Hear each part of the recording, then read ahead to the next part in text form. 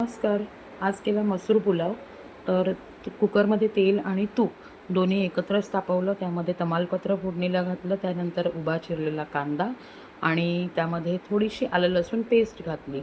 हे सगळं परतून घेतल्यानंतर टोमॅटो घालून घेतला त्याच्यामध्ये आणि सगळं छान जरा मऊ झाल्यावरती मग त्याच्यामध्ये मी काल गेले होते जान्हवी लॉनमध्ये नारी शक्तीच्या एक्झिबिशनसाठी.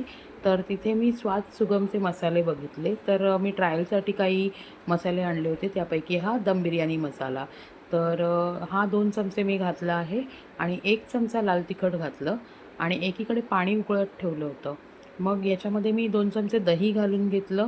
छान मिक्स केल्यावरती जो मसूर भिजत ठेवला होता तो घातला आणि त्यानंतर जे तांदूळ भिजत ठेवले होते तेही घालून घेतले आणि सगळं हलक्या हाताने मसाला सगळीकडे परतून घेतला छान. मग त्याच्यामध्ये जे उकळत ठेवलेलं पाणी होतं ते घातलं आणि त्यामध्ये चवीपुरतं मीठ आणि लिंबाचा रस असं घालून छान मिक्स करून कुकरच्या 3 शिट्या करून घेतल्या. शिट्या होत होतानाच पुलावचा एवढा छान घमघमाट येत होता, की म्हणजे असं झालं होतं की कधी खोलते आणि कधी मी चव घेते पुलावची. तर स्वाद सुगमचे मसाले तुम्ही पण नक्की ट्राय करा आणि हे पेड प्रमोशन नाही आहे. मला आवडलं म्हणून मी शेअर केलं तुमच्याबरोबर. तर असा छानपैकी बेत झाला मसूर पुलावचा. तर तुम्हीसुद्धा नक्की ट्राय करा आणि स्वाद सुगमचा मी इन्स्टा आय डी खाली दिला आहे. Thank you so much.